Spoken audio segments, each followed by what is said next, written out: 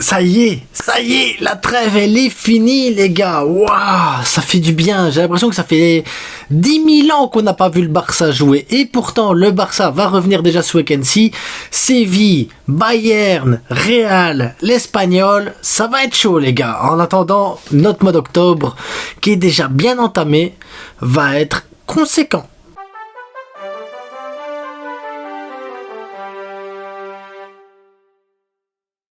Évidemment, abonnez-vous, likez, partagez. C'est la meilleure chose que vous pouvez faire, c'est le like, les gars. Le like, c'est important.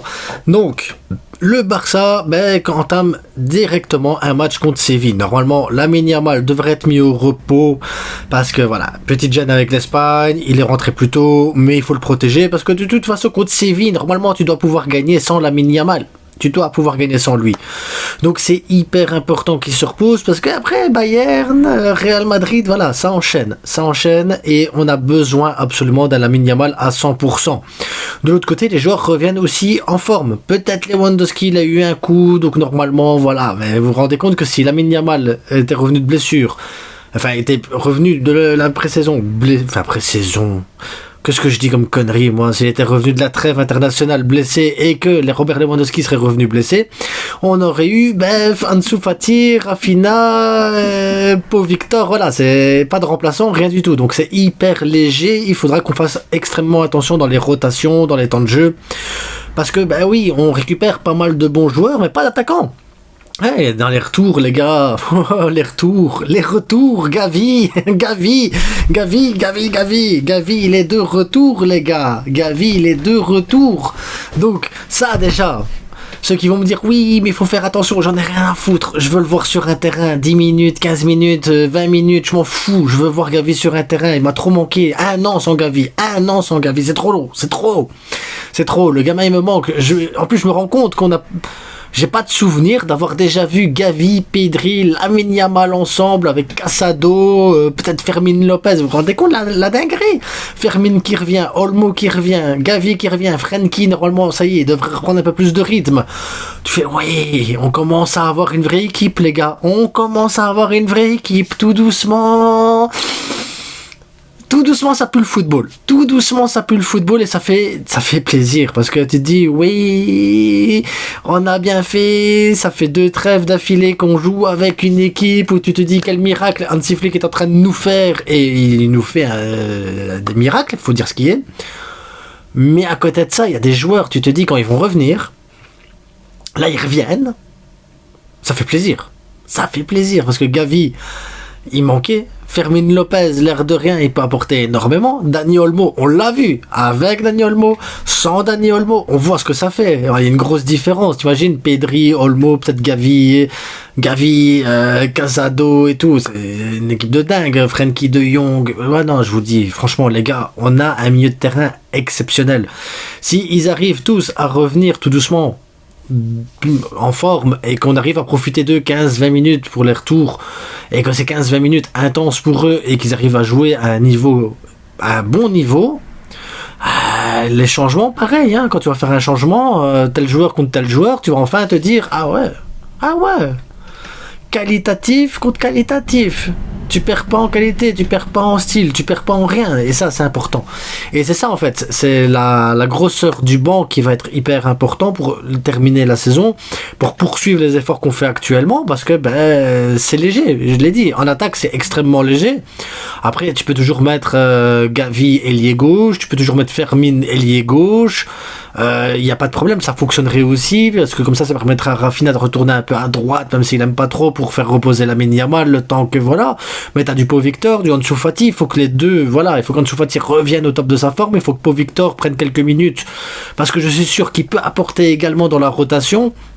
Il y a plein de choses à faire. Est-ce que Hansi Flick va jouer la défense absolue du hors-jeu contre le Real Madrid et le Bayern? Franchement, ça aussi, c'est quelque chose que je me pose comme question. Est-ce qu'il va rester sur ces principes-là ou est-ce qu'il va retravailler ça légèrement? Moi, j'ai pas l'impression. Quand tu vois qu'il insiste à fond sur le piège du hors-jeu, sur cette ligne qui est complètement dingue, en fait. Son piège du hors-jeu, c'est la ligne du milieu de terrain, quoi. Voilà, les gars, il y a le milieu de terrain. Voilà, c'est tout. L'autre milieu, il compte pas. Il y a un gardien, c'est le nôtre, bah, il se démerde tout seul. Pareil, Chouesny. Genre, je suis curieux de voir Chouesny avec le Barça. Est-ce que ça peut donner? Est-ce que ça va être meilleur que Ter Stegen? Est-ce que ça peut être meilleur que notre gardien actuel, Iñaki Peña? Je sais pas. Donc je suis extrêmement curieux. Il y a beaucoup de choses dans lesquelles je suis curieux, content qu'on n'ait pas qu'on n'ait pas de blessures, content que les gens y reviennent. Voilà, je me dis, franchement, normalement, on devrait entamer ce mois d'octobre avec une équipe qui pourrait apporter énormément. Ensuite, je vais vous dire aussi un truc dans l'actualité du jour. Je fais tout à l'envers, moi, aujourd'hui. Je suis dissipé, les gars. Jürgen Klopp, qui travaille maintenant pour le groupe Red Bull dans le recrutement et tout ça, a des vues sur 2 joueurs de la Masia, Noah Darvish et Garrido. J'ai envie de lui dire, regarde-les bien, parce qu'ils restent là. Ils restent là. Laisse-les bien tranquilles. Les deux là, laisse-les bien tranquilles. À la rigueur, un petit prêt pour qu'ils prennent des minutes avec Salzbourg, pourquoi pas. Mais le reste, il reste là.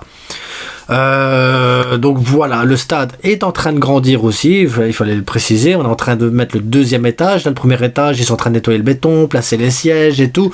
Donc voilà, le stade avance et maintenant c'est les phases un peu plus rapides du stade. Donc voilà, les fondations, les trucs, maintenant c'est voilà, ils vont empiler les choses, ça va aller très vite.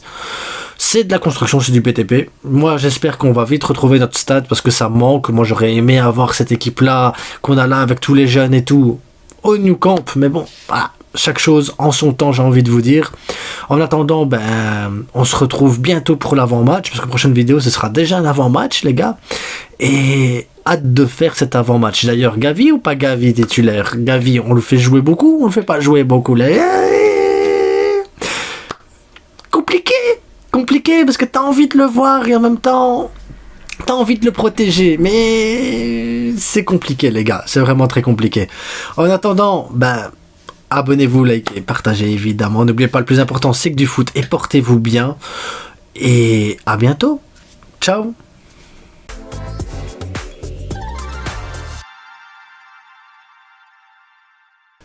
Et nous voilà en fin de vidéo, après le générique, comme ça, voilà, c'est le moment du sponsoring. Alors ceux qui n'ont pas envie de rester, voilà, je comprends, c'est pour ça que je le fais en fin de vidéo, comme ça vous emmerde pas. Maillot de foot, versirstore.com, les gars, qualitad allemand, mais en Chine. Qualitad allemand, mais chinois, c'est spécial comme phrase. Bref, les maillots, ils sont là, voilà. Comme vous voyez, Pedri par exemple ici, le nouveau maillot de Pedri. Il est magnifique. Entre 20 et 30 euros, les gars. Qualité, elle est là. Je sais pas si on voit bien les trucs. Je sais jamais, en fait. Je vous montre des trucs, je sais même pas si on le voit bien, en fait. Bref, le vestiairestore.com, ça soutient la chaîne. Ça vous permet d'avoir des maillots pas chers. Parce que voilà, entre 20 et 30 euros, c'est pas spécialement cher. La livraison, elle est offerte. Voilà. S'il y a des questions sur Instagram, d'ailleurs, oui. Chose importante, si vous faites du M, n'oubliez pas que c'est des Chinois qui le fabriquent. Donc, on met une taille au-dessus. Si vous faites du XL, ne soyez pas vexés d'acheter du double XL. Je vais bientôt arriver au double XL, moi aussi. Ça continue ainsi. Bref, n'hésitez pas, les gars, s'il y a des questions. Je suis là pour y répondre. En attendant, à bientôt. Merci à vous d'avoir été jusque-là. Et si tu as été jusque-là, mets un petit cœur sur la vidéo. Tu mets un petit cœur comme ça en dessous. Tu fais le commentaire du cœur.